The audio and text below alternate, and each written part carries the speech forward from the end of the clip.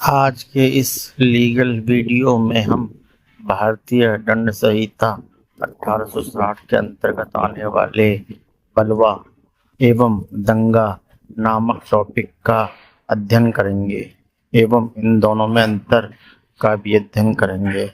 तो चलिए शुरू करते हैं। प्रश्न ये पूछा जाता है कि बलवा और दंगा की परिभाषा बताइए तथा दोनों में अंतर कीजिए। तो चलिए इसका उत्तर देख लेते हैं। बलवा, इसे धारा 146 में बताया गया है। भारतीय दंड संहिता की धारा 146 बलवा को परिभाषित करती है।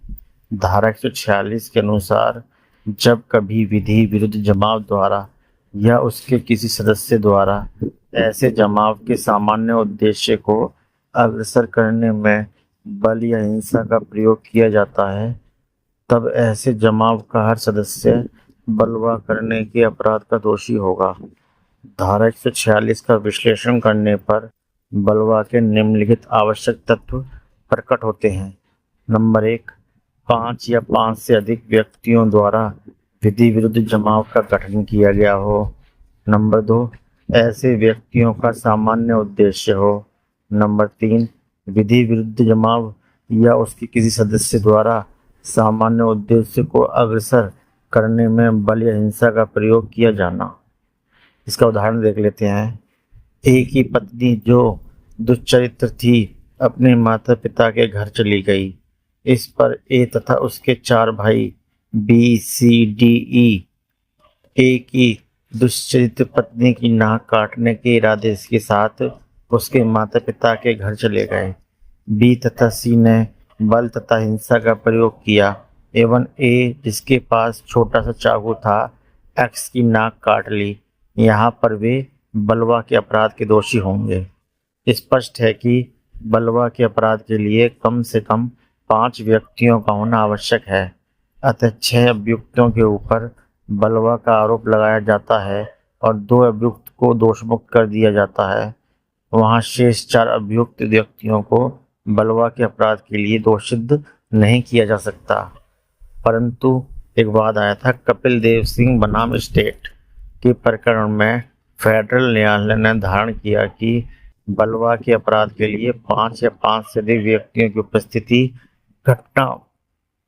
घटना स्थल पर निसंदेह सिद्ध की जानी आवश्यक है।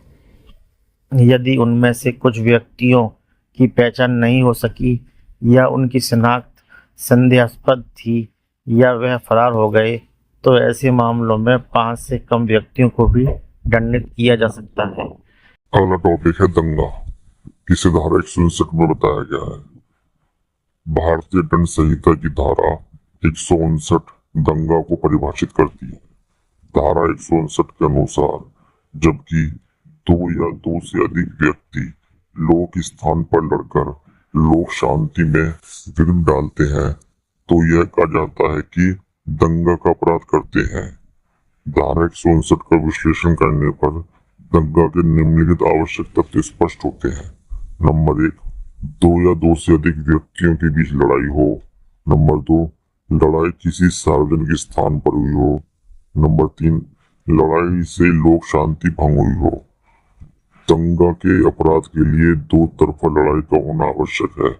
यदि एक दल आक्रामक है और दूसरा दल निष्क्रिय है, तो विधि की दृष्टि में दंगा का अपराध नहीं माना जाएगा। मात्र मुख से शब्दों द्वारा झगड़ा करना लड़ाई नहीं माना जाएगा।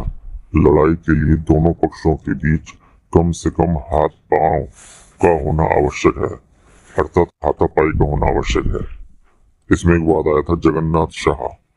इस प्रकरण में जहां एक सार्वजनिक मार्ग पर 2 भाई आपस में झगड़ते हुए एवं एक दूसरे को गालियां देते हुए पाए गए, जिसके परिणाम स्वरूप भीड़ इकट्ठा हो गई और यहाँ तक कि यातायात रुक गया।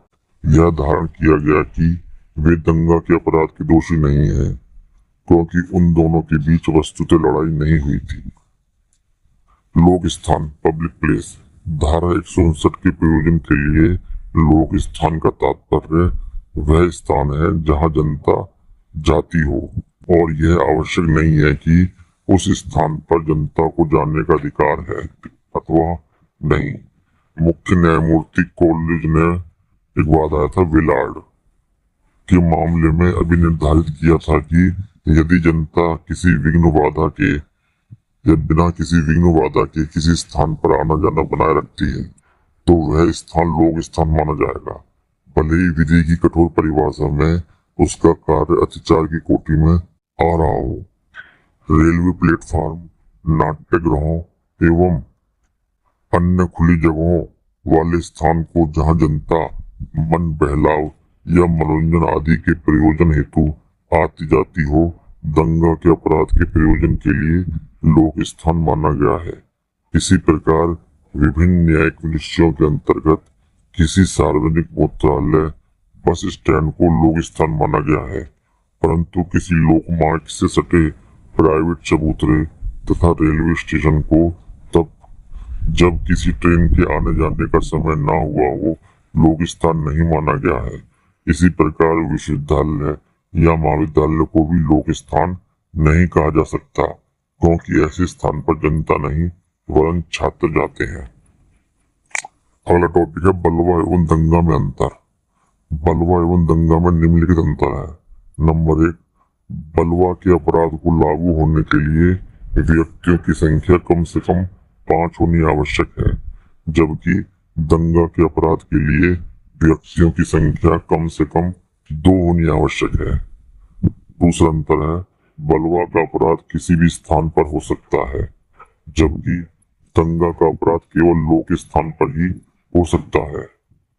नंबर 3 अंतर है बलवा के अपराध के लिए दंड 2 वर्ष का कारावास या जुर्माना दोनों हो सकता है, जबकि दंगा के अपराध के लिए दंड 1 मास तक का कारावास या 100 रुपए तक का जुर्माना हो सकता है। दोस्तों, उम्मीद करता हूँ ये टॉपिक आपको पसंद आया होगा।